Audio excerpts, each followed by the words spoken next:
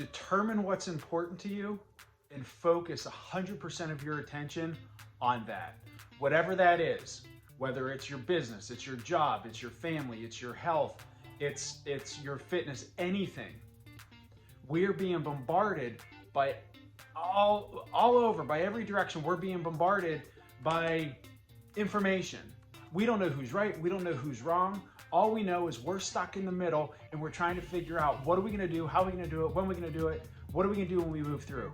There are some things that we just can't change. There are some things that we have no input on. There are some things, no matter how much fighting and arguing that we do with others and how many opinions we render, it's not going to change anything, and we're going to end up coming right back to the very spot that we're in right now. It's good to be informed. It's good to vocalize. It's good to assert yourself because of a political process. It's good to do those things. But once you do those, cut it off and go back to your life. How much time are you spending in front of the TV? How much time are you spending arguing with people on social media? What are you doing if the worst happens? What if you do lose your job? What if you can't reopen your business? It doesn't matter whose fault or why or how it happened. The reality is going to be your new reality. How are you going to handle it? What is your plan going to be? During this period of time, you have the opportunity to collect yourself, do a little damage control. Look at your debits and credits. Look at your assets and liabilities. Maybe it's time to tighten the budget. Maybe it's time to stop ordering takeout. Maybe it's the time to dump the extra expenses and downgrade the cable, or all of that stuff. You understand, I'm not lecturing you on what to do with your money. I'm trying to point out that in economic times like this, there are only two things that you can do for yourself. Number one, make more money. How do you do it? Number two, cut your expenses. So you either make more or spend less. It's usually easier to start with how can you reduce your cost to spend less. Then you start looking to see, where am I at financially? What's my budget? What do I have to do? What can I cover?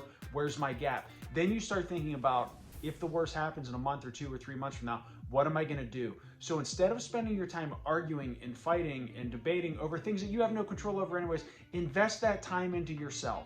Learn, educate, develop new skills. I know it sounds crazy, I know it sounds far-fetched, but the time is going to pass anyways. You might as well be productive with it. You might as well get something out of it.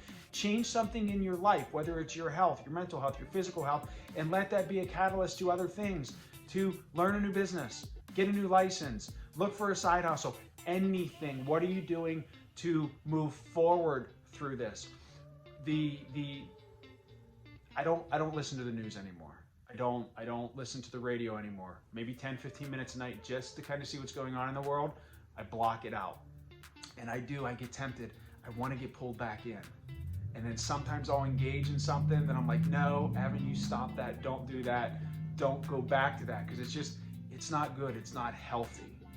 So I'm trying to be a voice of hope and a voice of reason, and something different than what you're getting bombarded with.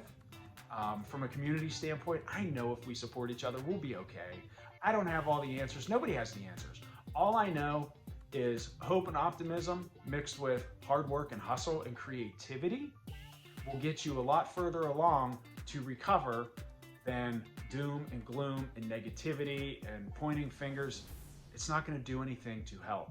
You know, it's about supporting each other, pooling our resources, utilizing each other's talents, supporting each other's businesses, being able to call friends or family just to check in with them, make sure they're okay. If you're not doing okay, you need to reach out to somebody.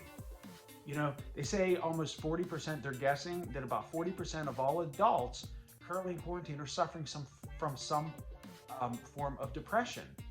Because of my experiences and what I overcame, I'm really concerned of people falling into addiction or relapse or things like that.